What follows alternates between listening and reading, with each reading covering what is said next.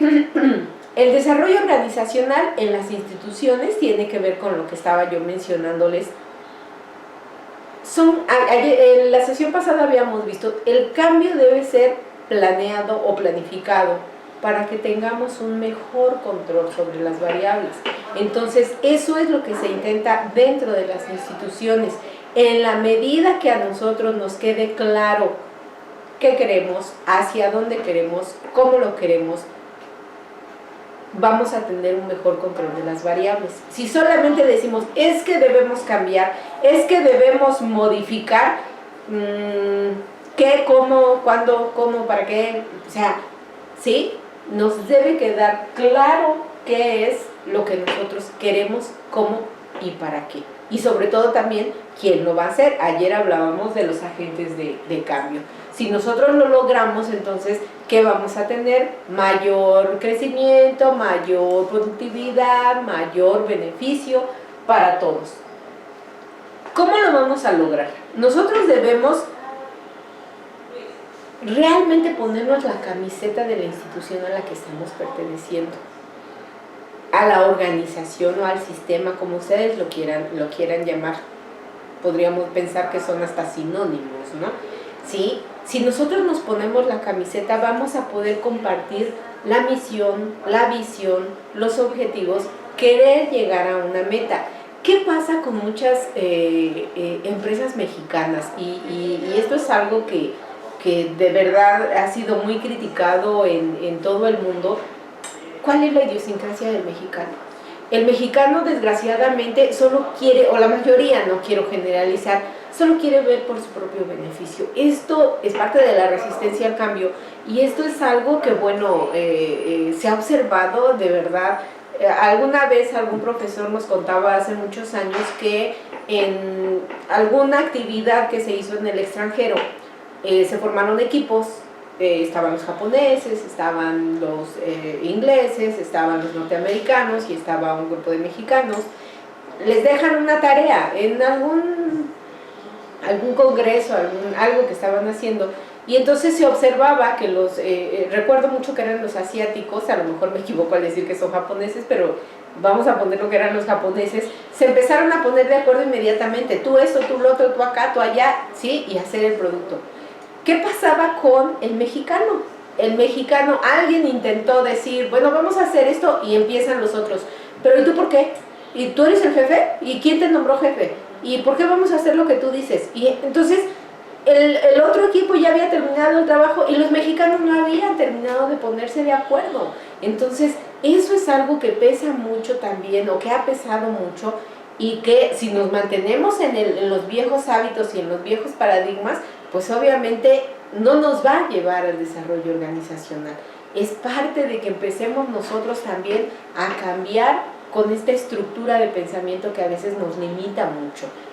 Entonces, vuelvo a lo mismo, hay que adoptar la camiseta del equipo al que pertenecemos, vivirlo, sentirlo. El mexicano ha dado cuenta también de que en desastres, en situaciones tan graves, cuando la naturaleza nos ha arrasado tremendamente, el mexicano se organiza, el mexicano hace cosas, el mexicano ayuda, coopera, deja ahí sudor y lágrimas por ayudar a gente que ni siquiera conoce, gente que cuando vino la desgracia pues estaba junto a nosotros. Y entonces el mexicano, o sea, las características las tenemos, solamente tenemos que desarrollarlas, solamente tenemos que educarnos en este cambio de actitud y en este cambio de posición.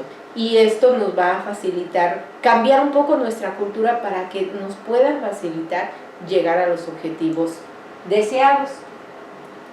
En el temario que nosotros estamos manejando vamos a revisar dos modelos de cambio, no porque sean ni los mejores, ni los únicos, son dos modelos de cambio que se han observado que tienen ciertas ventajas, que han dado resultados positivos y que permiten paso a paso, nos van marcando paso a paso cómo debe llevarse a cabo el cambio. El primero de ellos es el de Kurt Lewin, es un autor norteamericano ya fallecido, pero que fue uno de los pioneros dentro de lo que es el desarrollo organizacional y que estuvo trabajando mucho en investigaciones, en procesos, y fue de los primeros pues en marcar este tipo de programas. Y este autor nos habla de dos fuerzas que se mantienen en el sistema, específicamente de las que veníamos hablando, las fuerzas impulsoras de cambio y las fuerzas restrictivas del cambio. Algo, dice Kurt Lewin, algo sucede al exterior muchas veces que implica que se dé un cambio, pero muchas veces también dentro del sistema está esta fuerza restrictiva que no nos permite el cambio. Así es como las plantea él. Hay fuerzas impulsoras y hay fuerzas restrictivas hacia el cambio. ¿Cómo podemos lograr el cambio? Dice él, si disminuimos las restrictivas que están al interior del sistema y aumentamos las impulsoras, esto nos va a llevar al cambio. Nos va a facilitar el que llevemos a cabo los cambios. Dice él, a veces el sistema está en este punto cuasi estacionario.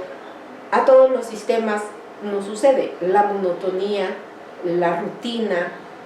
Ustedes habrán escuchado expresiones como, ay, necesito unas vacaciones, ¿no? Necesito un descanso, es que necesito salir a distraerme un poco. Son estas expresiones, ¿sí?, de que ya el equilibrio se está rompiendo, de que este cuasi estacionario, como lo llama Kurt Lewin, ya se necesita una modificación, ahora sí que por salud mental, ¿verdad?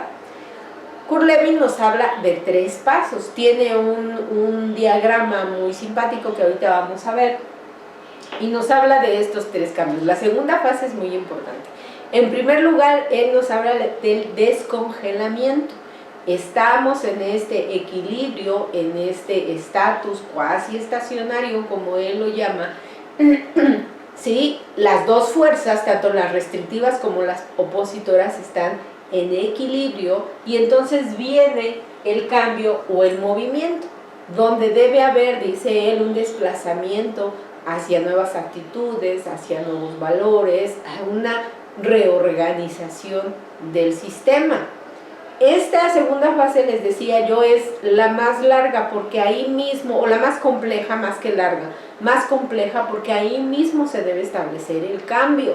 Una vez que se da el cambio, que se logra, ahorita vamos a ver el diagrama, entonces establecemos la tercera fase, que es la de recongelamiento, es decir, nuevamente el estado de equilibrio. Les decía yo, esta característica de homeostasis es, yo pensaría que universal, todas las especies la presentamos, el universo mismo necesita esta estabilidad, esta homeostasis para poder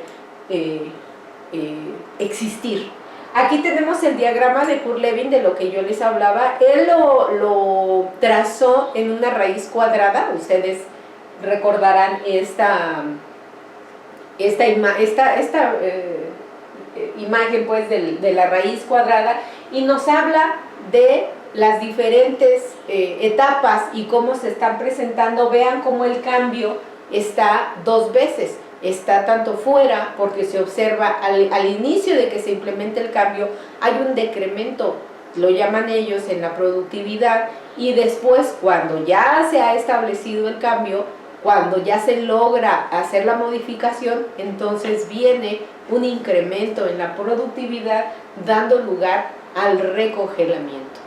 Así, muy sencillo, les he puesto yo un ejemplo de cómo cómo se puede ver la implementación de este modelo en, por ejemplo, el aula.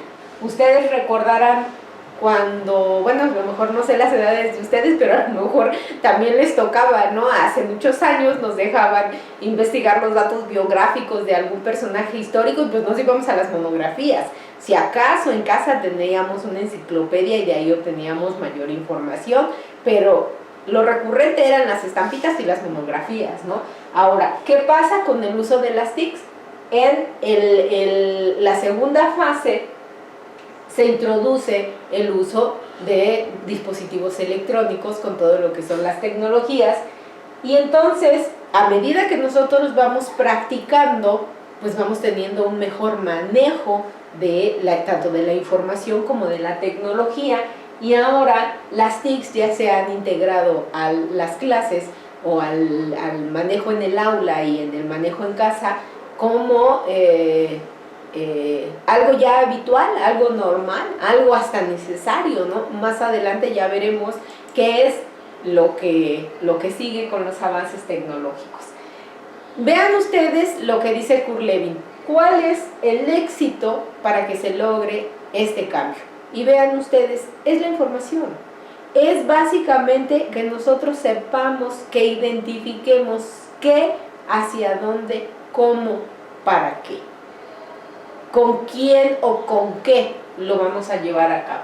Si nosotros lo logramos identificar, establecer, entonces vamos a llegar al cambio. Si no, las variables se nos van a salir de control y no vamos a saber finalmente, o nos va a costar mucho trabajo y va a ser una pérdida de tiempo, una pérdida de recursos, la implementación del cambio que necesitamos hacer. Otro modelo de cambio que también es muy importante es el modelo de cambio de Fariamelo.